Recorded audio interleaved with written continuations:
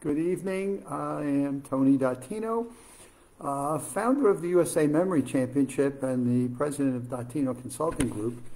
And Michael Dottino and I today were working on a new course that he is putting together called Brain Health, and the elements that really give us the best chances from what science is telling us today for maintaining mental fitness and long-term brain health.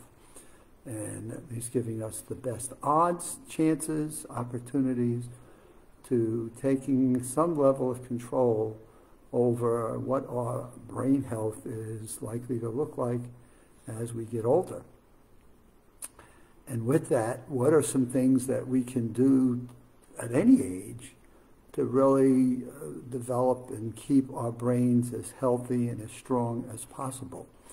And it had me thinking today, for those of us that go exercise or go to the gym or maybe lift dumbbells or some weights, maybe do some running that we build aerobic activities from, do we think of our brain in that same capacity? So it's always interesting to me when I talk with people about their brain and mental fitness to think of that in the same way that you think of seeing people that are, muscular and strong, pecs and strong arms, and they look like they've been working out for a bit. To think of what are we doing for our own brain health, and what can we learn, and what can we do to maintain mental fitness no matter what our age is, that we can actually have a level of control over. And boy, in today's world of COVID and quarantines and things that are happening, can we bounce these elements of brain health against what we're being asked to do, and how do we still manage to maintain good disciplines and good healthy lifestyle habits that allow us to stay focused on what can we do to maintain a level of thinking and emotions that keep us moving forward and keep us getting through the different elements of quarantining and restrictions that we've got, and maintain a level of thinking and emotions that allow us to keep moving forward and not make unnecessary risk or take unnecessary risks that are not healthy for us. So as we were going through it, we obviously, I put together a mind map.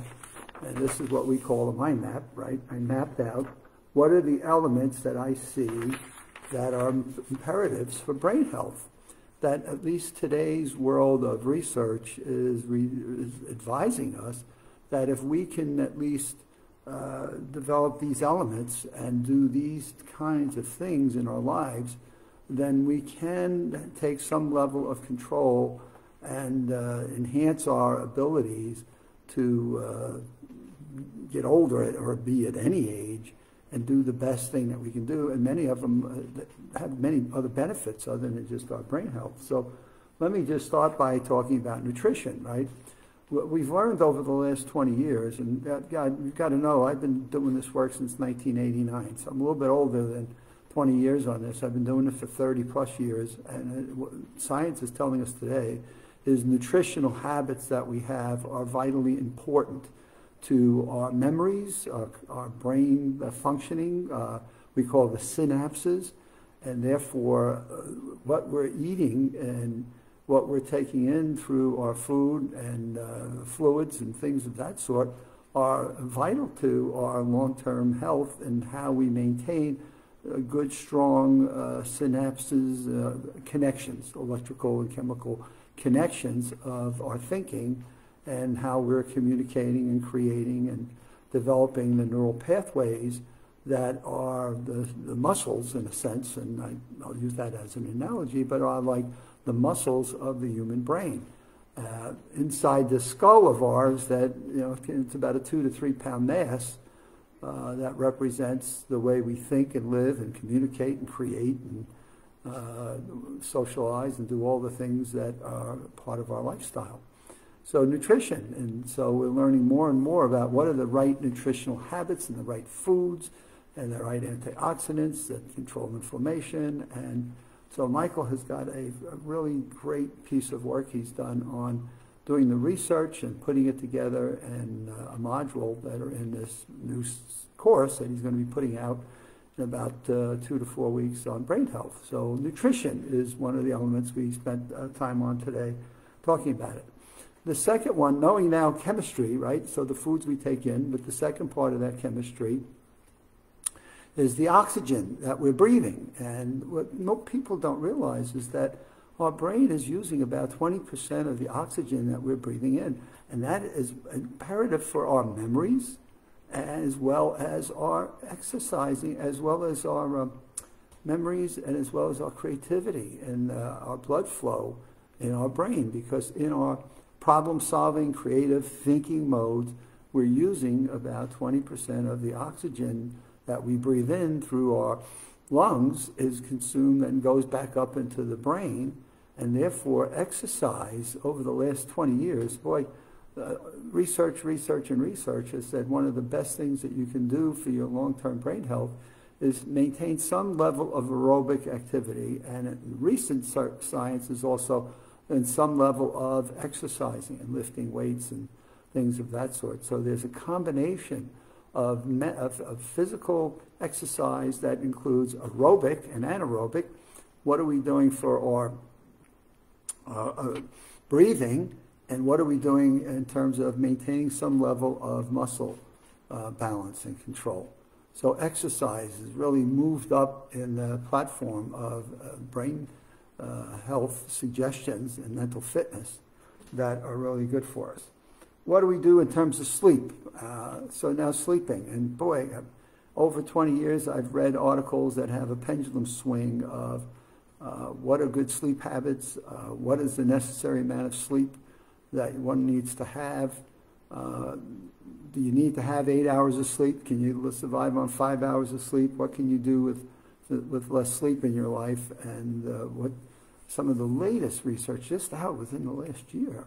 It's not, you don't need to have 8 hours, but you need 5 hours of what they call REM sleep, the deep sleep that really helps clean out toxins in your brain, which is like, wow, toxins in your brain, and really helps to restore whatever is going on into those muscle-like, the direct spines and axon firings that make up the potentiations or the connections and neural pathways of our mental functioning. So sleep patterns have become important. And boy, one of the things we see from people, especially in today's day and age with anxiety and stress and emotions, is the importance of getting a good night's rest. And people like, when I'm tossing and turning and worrying and anxious and what's going to be tomorrow, and I don't have control. And boy, now you tell people, but you need to get a good night's sleep, which only adds to their anxiety. So it's a real catch-22 that we're in as it relates to brain health and sleep patterns and what it's doing to building anxiety. And so the fourth thing now, so we talked about nutrition, exercise, sleep. Now we're going to talk about stress. And we have two kinds of stress. Good stress, hey, this is what helps us to move forward and being positive about things and being creative. So we stress our muscles, and that builds stronger muscles. So we want to stress muscles. We sometimes want to stress our brain, which will lead us into our fifth element. But the thing that's important is how do we process the emotions that can trigger stress that's good for us or stress that's not good for us.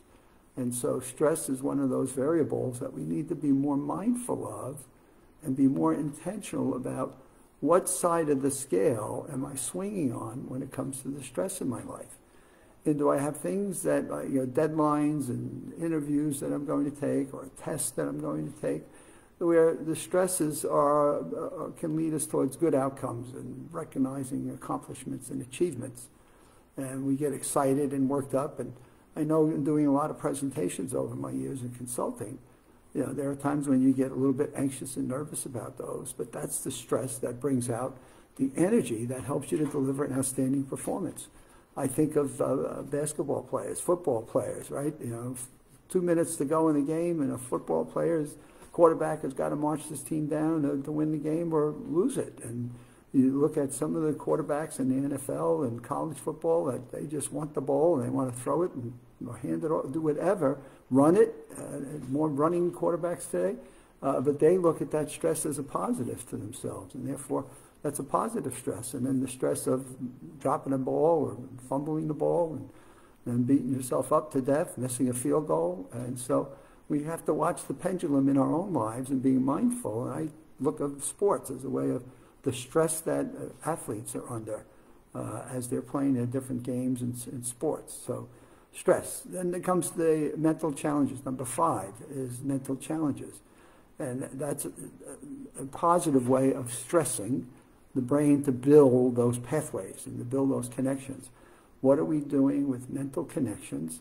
Learning new things, developing new skills, taking a new online course. What are some of the things that we can do that really help us to build strong pathways and strong connections?